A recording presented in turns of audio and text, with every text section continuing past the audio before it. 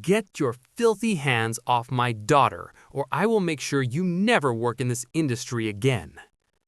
The flight attendant's sneer didn't waver. She looked at the woman in seat 4C, a woman wearing a faded gray tracksuit, no makeup, and hair tied back in a messy bun, and then at the crying 6-year-old girl she was currently hauling toward the galley by the arm. To Brenda Halloway, the senior purser of Skylink Flight 099, this woman was nothing. She was a glitch in the matrix of first class. She was a non-rev passenger, probably a relative of a baggage handler, or perhaps a lottery winner who had blown her winnings on a ticket she didn't understand how to use. "This is a quiet cabin, honey," Brenda hissed, her voice loud enough for the business class passengers to look up from their tablets and champagne flutes. "If you can't control your brat, she can spend the rest of the flight in the crew jump seat. You're lucky I don't have you both put in zip ties for disrupting the peace. Now sit down and shut up." The woman didn't scream. She didn't throw a drink. She simply pulled out a sleek, matte black phone that didn't look like any iPhone or Samsung on the market. She tapped a single red icon and whispered 4 words into the receiver. "Executive protocol, 0 tolerance." Brenda laughed, a sharp barking sound that grated against the hum of the engines. She thought it was a hollow threat from a woman who looked like she couldn't afford the baggage fees. She thought she held all the cards. She didn't know that the tracksuit was custom-milled Italian silk worth $4,000. She didn't know that the phone was an encrypted satellite link to a war room in London. And she certainly didn't know that the woman she just assaulted was Maya Sterling, the newly appointed CEO of the global conglomerate that had just acquired this airline 2 hours ago. But Brenda was about to find out. And when the doors opened in London, gravity wouldn't be the only thing pulling her down. Visual note: slow pan of the Boeing 777 interior, focusing on the contrast between the luxury of the cabin and the tension in Maya's eyes. The nightmare had started 2 hours prior, on the tarmac at JFK. The air inside the cabin of Flight 099 smelled of expensive leather, heated nuts, and the subtle, cloying scent of entitlement. Maya Sterling had boarded last. She hated boarding last, but it was a necessary evil. She had spent the last 72 hours in a windless conference room in Manhattan, finalizing a hostile takeover that the Wall Street Journal was calling the bloodbath of the century. Sterling Global Holdings had just bought Skylink Airways for $12 billion. The deal was signed in ink that was barely dry. Maya was exhausted. Her bones ached with the kind of fatigue that only comes from outmaneuvering sharks in 3-piece suits. She didn't want a press conference. She didn't want a celebration. She wanted to get to London for the emergency board meeting, and she wanted to do it with her daughters, 6-year-old Chloe and 2-year-old Sophie. She had booked the entire 4th row of first class under her maiden name, Evans, to avoid alerting the crew. She wanted to see the product she had just bought. She wanted to know if the rumors about Skylink's declining service were true. She got her answer the moment she stepped on the plane. Brenda Halloway stood at the door like Cerberus guarding the gates of Hades. She was 50, with hair sprayed into an immobile blonde helmet and a uniform that was 2 sizes too tight. She didn't greet passengers, she assessed them. When Mr. Sterling Vance, no relation, billionaire in seat 2A, walked on, Brenda practically curtsied. "Welcome back, Mr. Vance. I have your scotch ready." When Maya walked on, carrying a sleeping toddler and holding Chloe's hand, Brenda's face curdled. "This is a quiet cabin, honey," Brenda hissed, her voice loud enough for the business class passengers to look up from their tablets and champagne flutes. "If you can't control your brat, she can spend the rest of the flight in the crew jump seat. You're lucky I don't have you both put in zip ties for disrupting the peace. Now sit down and shut up." The woman didn't scream. She didn't throw a drink. She simply pulled out a sleek, matte black phone that didn't look like any iPhone or Samsung on the market. She tapped a single red icon and whispered 4 words into the receiver. "Executive protocol, 0 tolerance." Brenda laughed, a sharp, barking sound that grated against the hum of the engines. She thought it was a hollow threat from a woman who looked like she couldn't afford the baggage fees. She thought she held all the cards. She didn't know that the tracksuit was custom-milled Italian silk worth $4,000.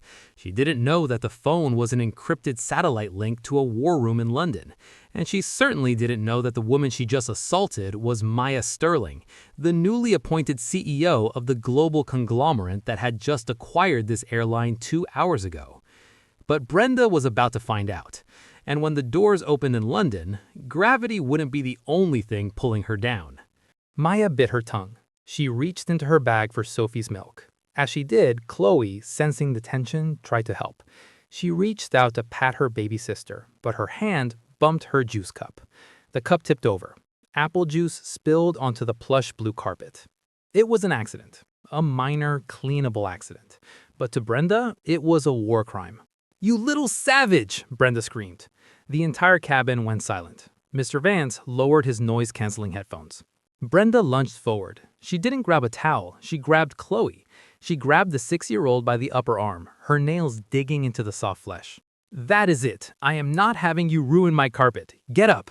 "Mommy!" Chloe shrieked, terrified. That was the moment the switch flipped. The tired mother vanished. The CEO arrived. Maya unbuckled her seatbelt. She stood up. She wasn't tall, but she radiated the kind of power that collapses governments. She stepped into the aisle, blocking Brenda's path. "Let go of her." "Move," Brenda spat, trying to drag Chloe past her. "I'm taking her to the galley for a timeout, since you clearly don't know how to discipline." "I said," Maya's voice dropped an octave, "get your hands off my daughter." Brenda shoved Maya. It wasn't a hard shove, but it was physical contact. It was assault. "You want to play tough?" Brenda laughed, looking around the cabin for support. "I'm calling the captain. You're going to be arrested the second we land." "Assaulting a crew member? That's a felony, honey. You're going to jail, and your kids are going to child services." Maya didn't flinch. She looked Brenda dead in the eye. "You have made a grave miscalculation." Maya reached into her pocket and pulled out the black phone. It was a prototype, connected directly to the Sterling Global server via Starlink. She held down the panic button. "Executive Protocol, Zero Tolerance, Aircraft ID, Skylink 909, Personnel ID, Halloway, Brenda." Brenda rolled her eyes. "Who are you calling, your boyfriend? Security doesn't work for you, sweetheart." Maya didn't answer. She sat back down, pulled Chloe onto her lap, and wrapped her arms around both her children. She kissed Chloe's forehead. "It's over, baby. Don't worry." "You're crazy," Brenda muttered. She stormed to the interphone and dialed the cockpit. "Captain, we have a level 2 threat in row 4. Passenger is belligerent, physically aggressive, and refusing instructions. I need police on arrival." In the cockpit, Captain James Anderson was sipping coffee when the call came in. He trusted Brenda. She was difficult, sure, but she kept the cabin in order. "Copy that, Brenda. I'll radio Heathrow. We'll have the bobbies waiting." Anderson reached for the radio, but before he could key the mic, the ACARS printer, the system used for text messages between the ground and the plane, suddenly whirred to life. It didn't just print one message, it started spewing paper. "Priority alert, Sterling Global Command. From Board of Directors to Captain J. Anderson, Flight 909, subject, cease and desist immediately." Captain Anderson frowned. He tore the paper off. He read it. His face went pale. Message: the passenger in seat 4C is Maya Sterling. She is the owner of this airline as of 0800 hours. She has activated an executive distress signal. Confirm status of the children. Detain Purser Halloway in galley. Do not engage Miss Sterling. Repeat, she owns the wings you're standing on. "My God," Anderson whispered. He looked at his first officer. "Brenda just assaulted the new boss." "What do we do?" the first officer asked, his eyes wide. "We ground the plane," Anderson said. "We get on the ground as fast as possible, and we pray she doesn't fire us from 30,000 feet." Back in the cabin, Brenda was feeling triumphant. She marched back to row 4. "Police are called," she announced smugly to the cabin. "Enjoy your last few hours of freedom." Maya didn't look up. She was watching a movie on the screen with Chloe. She was completely unbothered. It was the calm of a predator who has already sprung the trap. The rest of the flight was a surreal experience for the passengers. The pilot came over the intercom. His voice was shaking. "Ladies and gentlemen, we are, increasing speed. We have received priority clearance to land early at Heathrow. Please fasten your seatbelts." Brenda frowned. Priority clearance for a disruptive passenger? Usually they just circled. When the wheels touched down at Heathrow, the plane didn't taxi to a normal gate. It was directed to a remote stand, far from the terminal. "See," Brenda gloated, looming over Maya one last time. "Remote stand. That's for high-risk arrests. They don't even want you in the terminal." "Is that right?" Maya said softly. The plane came to a halt. The engines whined down. The seatbelt sign turned off. "Everyone stay seated," Brenda shouted. "Police are boarding." The forward door opened. The cold London air rushed in. Brenda stood at the door, with her arms crossed, a smug smile plastered on her face. She waited for the bobbies to march up the stairs. But it wasn't the police who walked in first. It was a man in a bespoke charcoal suit. He was older, with silver hair and a face that graced the cover of Forbes magazine. It was Arthur Pendleton, the former chairman of Skylink and now the vice chairman of Sterling Global. Behind him were 4 other men in suits, followed by 2 large men who looked like private military contractors. Brenda blinked. "Mr. Pendleton? Sir, I wasn't expecting the chairman. We have a security situation." Arthur Pendleton didn't even look at her. He walked right past her as if she were a piece of galley equipment. He walked straight to row 4. The entire first-class cabin watched in stunned silence as the chairman of the board knelt down on one knee in the aisle. "Miss Sterling, on behalf of the entire transition team, I am mortified. We received a distress signal. Are the children hurt?" Maya stood up. She handed Sophie to the nanny who had just boarded with the security team. She smoothed her tracksuit. She looked at Arthur. "Chloe has bruises on her arm, Arthur, and I was shoved." Arthur closed his eyes. Unforgivable. "Who is this?" Brenda stammered from the doorway, her voice trembling. "That's the disruptive passenger. Sir, she's a nobody. She's Evans." Maya turned slowly. She walked toward Brenda. The silence in the cabin was heavy enough to crush a diamond. "My name," Maya said, her voice projecting to the back of the cabin, "is Maya Evans Sterling. I am the CEO of Sterling Global, and 2 hours ago I signed the wire transfer that bought this airplane, this route, and your contract." Brenda's knees actually buckled. She grabbed the doorframe to stay upright. I didn't know. You were wearing the tracksuit." "You judged me," Maya said, stepping closer. "You judged a mother and her children based on your perception of wealth. You thought you had power because you had a uniform, but you forgot the first rule of service, Brenda: humanity." Maya turned to the security team. "Get her off my plane." You're firing me?" Brenda whispered, tears welling up. "I have 20 years seniority. The union—" "I'm not just firing you," Maya said, her eyes cold. "I am pressing charges for assault on a minor, and I am suing you for civil damages." She gestured to the 2 large men.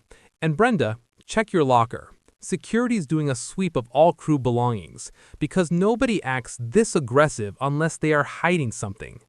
It was a throwaway line. Maya just meant that Brenda was acting paranoid. But when Maya said, "check your locker," Brenda didn't just look scared. She looked guilty. She looked terrified in a way that had nothing to do with losing a job. Brenda's eyes darted to the galley cart she had been guarding all flight. Maya saw the look. She was a CEO because she noticed details. She noticed the glance. "Wait," Maya said. She held up a hand to the security team.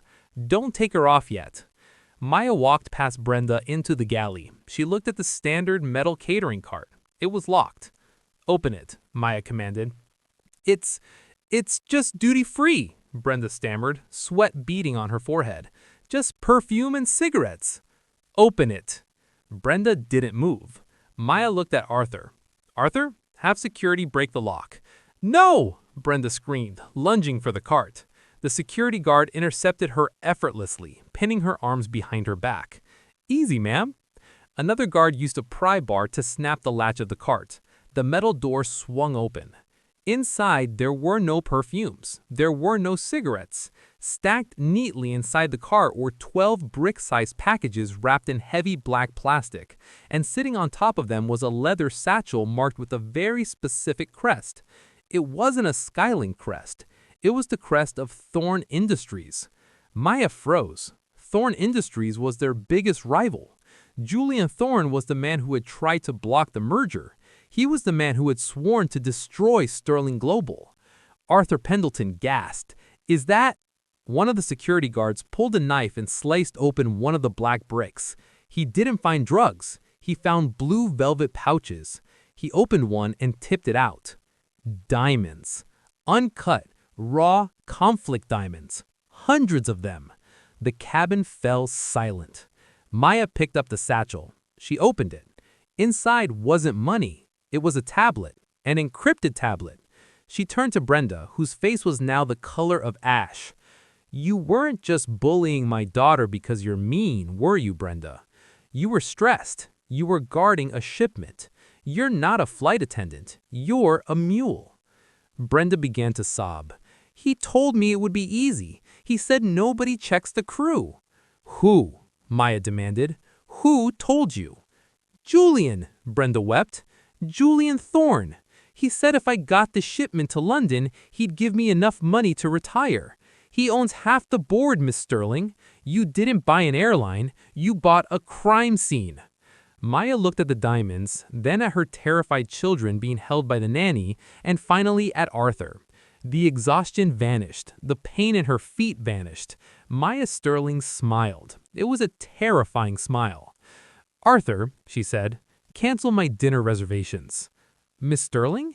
We're not going to the hotel, Maya said, clutching the tablet. We're going to the office. Julian Thorne thinks he has a mole in my company. He thinks he's going to use this airline to launder his dirty money. She looked at Brenda, who was now being handcuffed by the real police who had just arrived. Take her away, Maya said, and make sure she talks. As Brenda was dragged down the stairs screaming for a lawyer, Maya turned to the stunned first-class cabin. Mr. Vance was filming with his phone. The other passengers were staring with their mouths open. Ladies and gentlemen, Maya said, smoothing her hair. My apologies for the turbulence. As compensation, every passenger on this flight will receive a full refund and lifetime platinum status on the new Sterling Airways. She picked up Chloe. She looked at the pilot, Captain Anderson, who was standing in the cockpit door, looking like he might vomit. Captain, Maya said. Yes, ma'am? Excellent landing, she said. Now, fuel the jet. We're going back to New York. New York? But we just landed. I know, Maya said, her eyes blazing.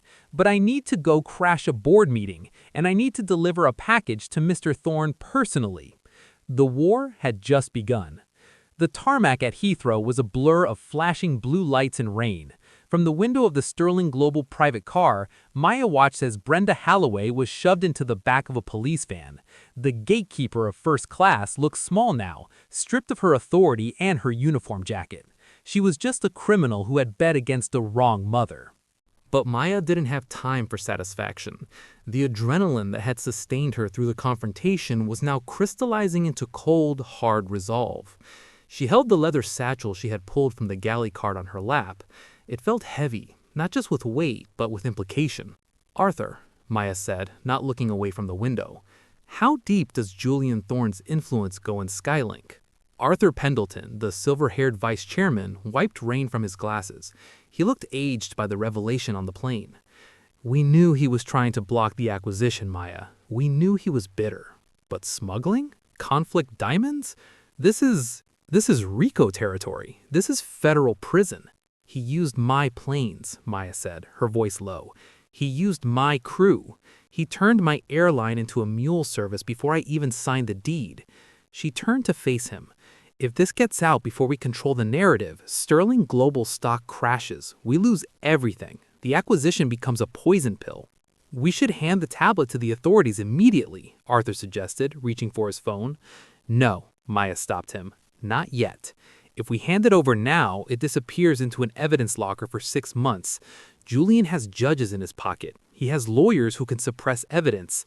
By the time this goes to trial, he'll have spun the narrative that I was the one smuggling. He'll frame me, Arthur. He'll say I bought the airline to facilitate the trade. Arthur paled.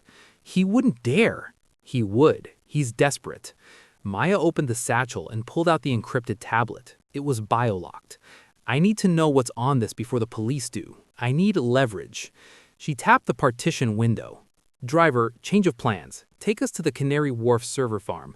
Call Cypher. Cypher? The hacker? Maya, he's a liability. He's the only person I trust to crack this without triggering a remote wipe, Maya said. She looked at her sleeping daughters in the seat beside her.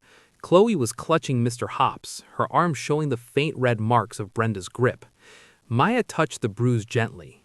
"Besides," she whispered, "I'm not doing this the legal way. I'm doing this the mother's way." The server farm was a fortress of concrete and cooling fans deep beneath the London financial district. Cypher met them at the loading dock. He was a man of indeterminate age, wearing a hoodie that looked older than Sophie, and he smelled faintly of energy drinks and ozone. "The Queen returns," Cypher grinned, though his eyes scanned the perimeter nervously. "I heard you had a fun flight. Assaulting flight attendants? Very rock and roll."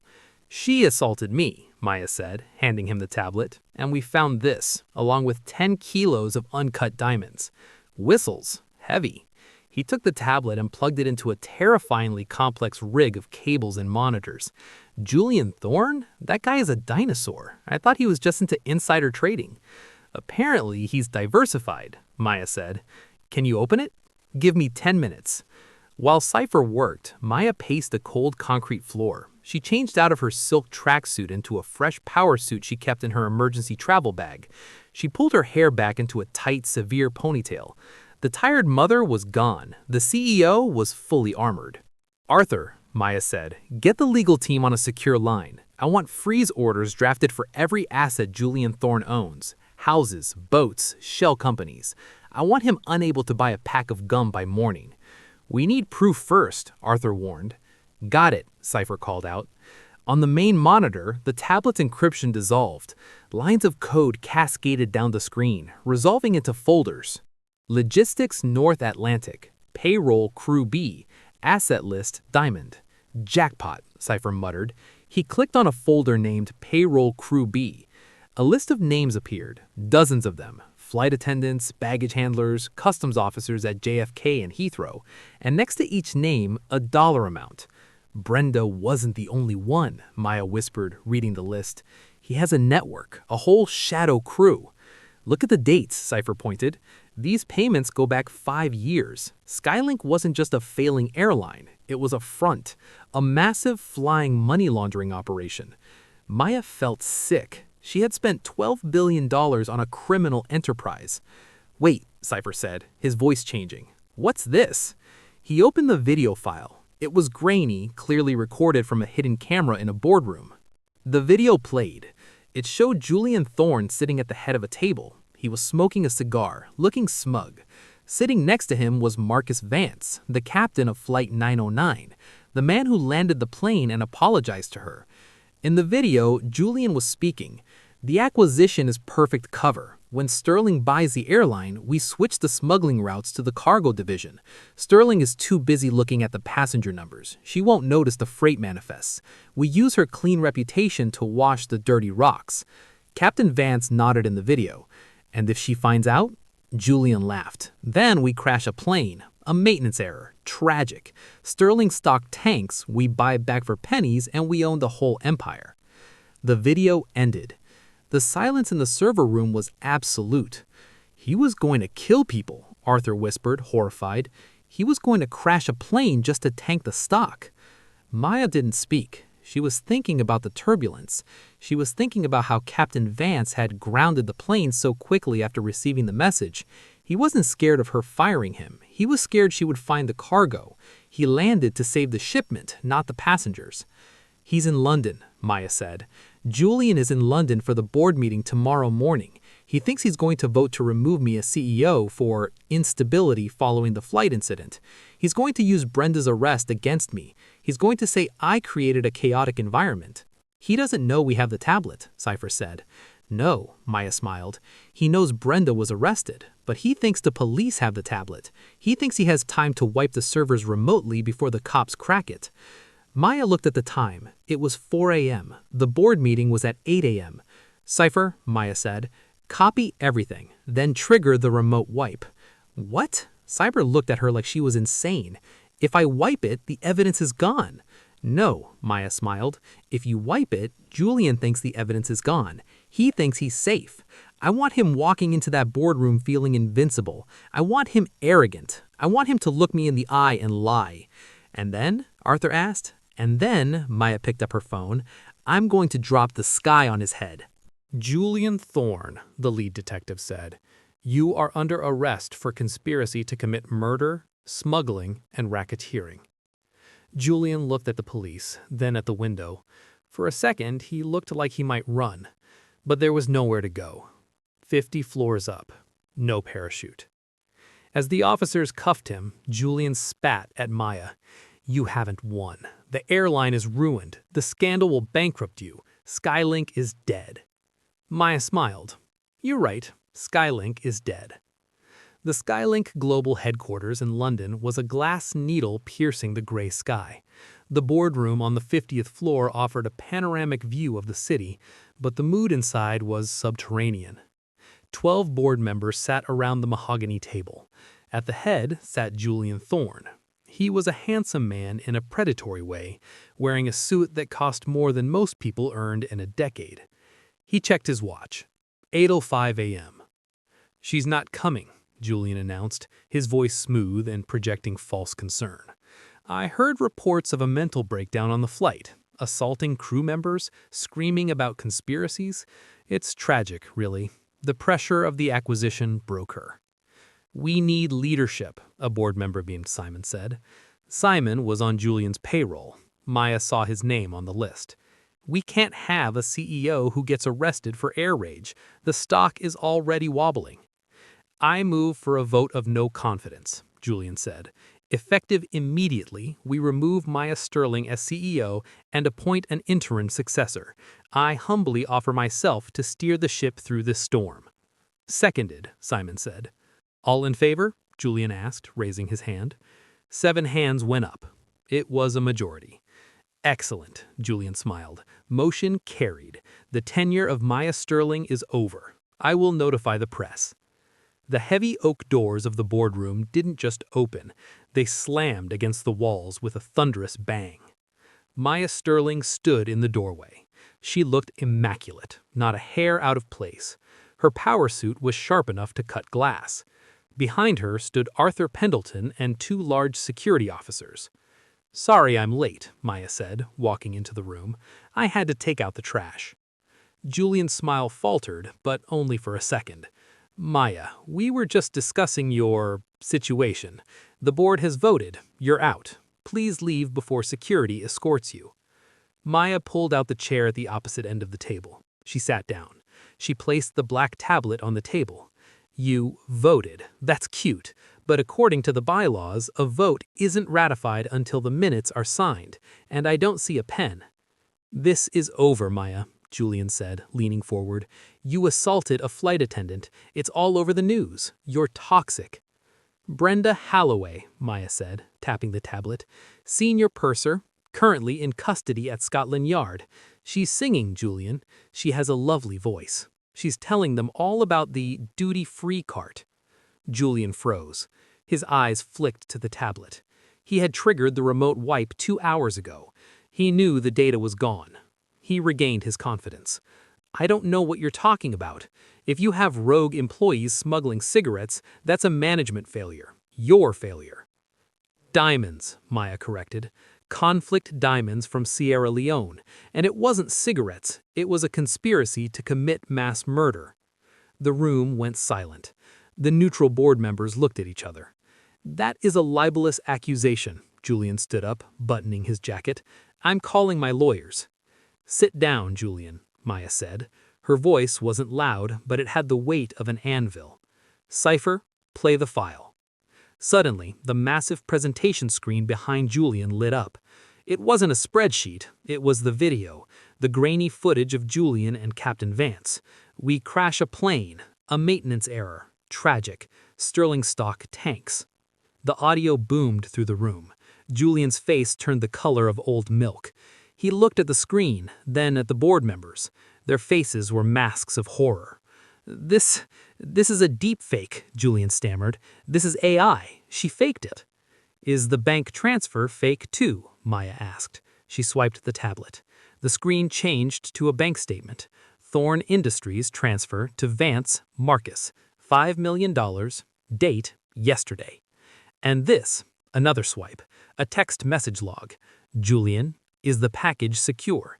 Brenda, yes, but there's a woman in row 4 causing trouble. Might have to move her. Julian, do whatever it takes. Don't let her near the galley. Maya stood up. She walked down the length of the table toward Julian. You tried to use my children as leverage, Julian. You told your mule to do whatever it takes. She grabbed my 6-year-old daughter, Julian. She put her hands on my child because you wanted to smuggle rocks. Maya stopped inches from him. You thought I was just a woman in a tracksuit. You thought I was weak because I'm a mother, but you forgot that a mother is the most dangerous thing on the planet when you threaten her cubs. The doors opened again. This time it wasn't security. It was the Metropolitan Police. She turned to the trembling board members. Flight 909, New York. Boarding. Ready to go home? Arthur asked. I chartered a jet, no more commercial for a while. Maya looked at the private jet terminal, then at the main concourse. She thought about Brenda. She thought about the culture of arrogance that had allowed Skylink to rot from the inside. She thought about the passengers who had cheered when Brenda was arrested. No, Maya said. Cancel the jet. What? Maya, after today? We're flying commercial, Maya said, walking toward the gate. I need to make sure the new crew knows who I am. And more importantly, she paused, looking at the Sterling Airways logo on the screen. I need to make sure they know that in my airline, every passenger is treated like a CEO, even the ones in tracksuits. Arthur smiled and picked up his bag. I'll get the tickets. First class? No, Maya said, grinning. Economy. I want to see if the snacks are fresh. The fall of Julian Thorne and the rebranding of Skylink to Sterling Airways wasn't just a business news cycle. It was a cultural reset button for the entire aviation industry. The footage of Maya Sterling standing in the aisle of a Boeing 777, wearing a tracksuit and commanding absolute authority, became the definitive image of modern leadership. But stories like this don't end when the handcuffs click. Real change takes time. And revenge, true, lasting revenge, is a dish best served over decades. 5 years later, the federal penitentiary in upstate New York was a cold, gray place, a stark contrast to the plush interiors of private jets and boardrooms. Brenda Halloway sat in the visitation room, wearing a jumpsuit that was a dull, lifeless orange. The gatekeeper of first class had aged. The blonde helmet of hair was gone, replaced with gray roots and a messy ponytail. Her skin, once manicured and pampered, was rough. She wasn't waiting for a friend. She didn't have any left. She was waiting for her lawyer. She was up for parole. Brenda, her lawyer, a court-appointed public defender named Mr. Klein, said as he sat down. He looked tired. I have news about the hearing. Is it good? Brenda asked, leaning forward. I've been a model inmate. I work in the laundry. I keep my head down. Julian Thorne got 20 years, but I was just following orders. Surely they can let me out on time served. Mr. Klein sighed. He opened his folder. The parole board received a letter, Brenda. A victim impact statement. From who? That brat? She was 6. She probably doesn't even remember. No, not from the child. From the airline. Mr. Klein slid a piece of paper across the metal table. It was a letter on thick, cream-colored stationery. The letterhead was gold embossed. Sterling Airways. To the parole board. While Miss Halloway has served her mandatory minimum, Sterling Airways opposes early release. The damage inflicted on the trust of the flying public and the trauma inflicted on a minor cannot be quantified in 5 years. Furthermore, Miss Halloway has yet to pay a single cent of the $400,000 civil judgment levied against her for emotional damages. Until she demonstrates true remorse, not just regret for being caught, we believe she belongs exactly where she is. Signed, Maya Sterling, CEO. Brenda stared at the signature. She's still watching me, Brenda whispered, a chill running down her spine. 5 years later, and she's still watching? She's not just watching, Brenda, Mr. Klein said, closing his briefcase. She's making sure you serve as an example. Parole denied. See you in 3 years. Brenda watched him leave. She looked at the guard standing by the door. It's not fair, she muttered. The guard, a young woman, looked at Brenda with zero sympathy. "You grabbed a kid, Halloway. You're lucky you're in here. If it were my kid, you'd be in the ground." 10 years later. The world had changed. Sterling Airways was now the gold standard of aviation. Their planes were sleek, silver and blue. Their flight attendants didn't wear stiff military-style uniforms. They wore tailored, comfortable suits designed for service, not intimidation. And the culture? The culture was radically different. Every new hire at Sterling Airways had to go through a specific training module on their first day. It wasn't about safety demonstrations or pouring coffee. It was a module titled the Seat 4C Protocol. In a training center in Atlanta, a room full of fresh-faced recruits sat in the dark watching a screen. The video began. It showed grainy footage from a passenger's phone. A woman in a tracksuit standing up to a bully. The voiceover was Maya Sterling herself. "Power," Maya narrated, "is not about who speaks the loudest. It is not about who sits in 1A. It is about humanity. When you put on this uniform, you are not a guard. You are a host. You do not judge. You do not assume. Because the person in the hoodie might own the plane, and the person in the suit might be a criminal. Treat everyone like the CEO." The lights came up. A trainer walked to the front of the room. "Who can tell me," the trainer asked, "why we have the zero-tolerance rule for child mishandling?" A young man raised his hand. "Because of Chloe Sterling?" "Correct. Chloe Sterling is now 16 years old. She sits on our youth advisory board. She makes sure we are the most family-friendly airline in the sky. If you see a struggling mother, you don't threaten her. You help her. If you see a crying baby, you don't roll your eyes. You offer warm milk.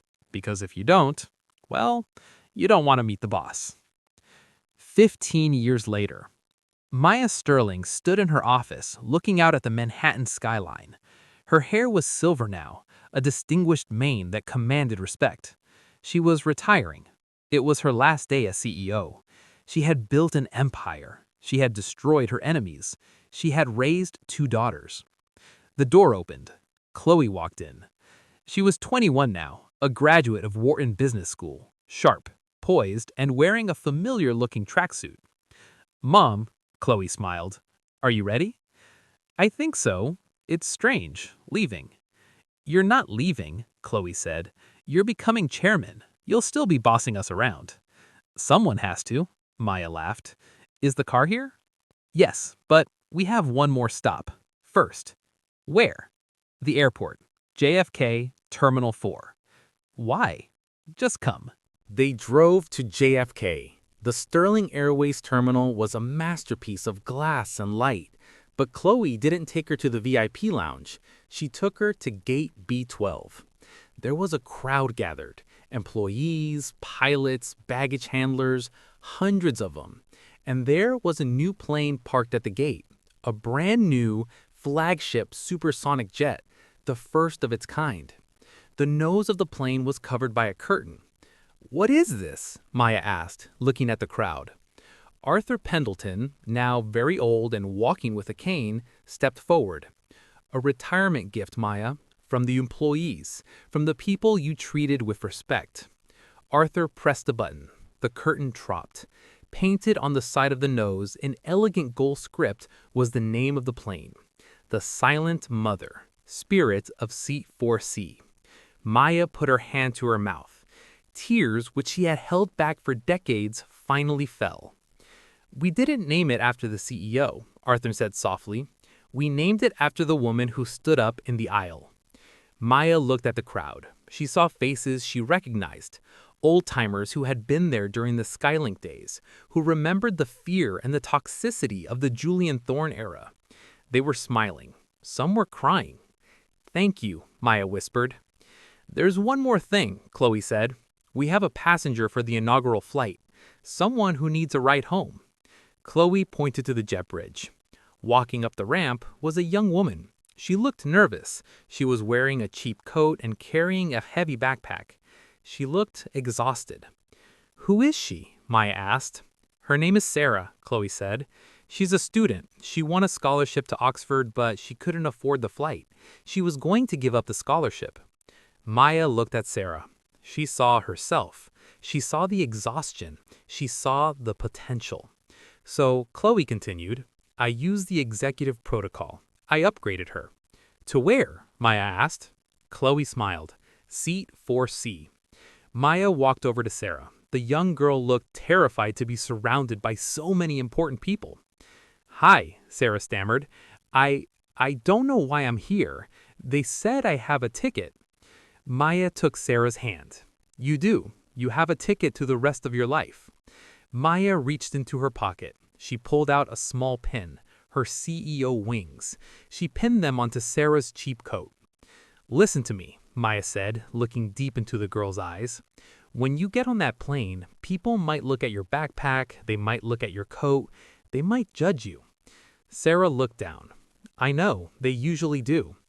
Let them, Maya said fiercely, because you know who you are. You are the most important person on that plane. You are the future. And if anyone gives you trouble, Maya handed Sarah a card. It wasn't a business card. It was a sleek black card with a single red number on it. You call me. Sarah took the card, her hands shaking. Thank you so much. Sarah walked down the jet bridge, her head held a little higher. Maya put her arm around Chloe. They watched the plane push back. They watched it taxi to the runway. They watched it take off, climbing higher and faster than any plane before it, carrying the legacy of a mother who refused to sit down. The story of the Tracksuit CEO had become a legend, but legends are just stories. The truth was simpler. Prejudice is a weakness. It blinds you. It makes you underestimate the quiet ones, the tired ones, the ones in the hoodie. Julian Thorne and Brenda Halloway made that mistake, and they paid for it with their freedom. Maya Sterling won not because she was rich, but because she was awake. She saw the world as it was, and she demanded it be better. As the jet disappeared into the clouds, Maya turned to her daughter. So, Maya said, now that I'm retired, want to go get a pizza? Chloe laughed. Pepperoni? Is there any other kind? They walked out of the terminal arm in arm, leaving the airport behind, but leaving the sky, forever changed.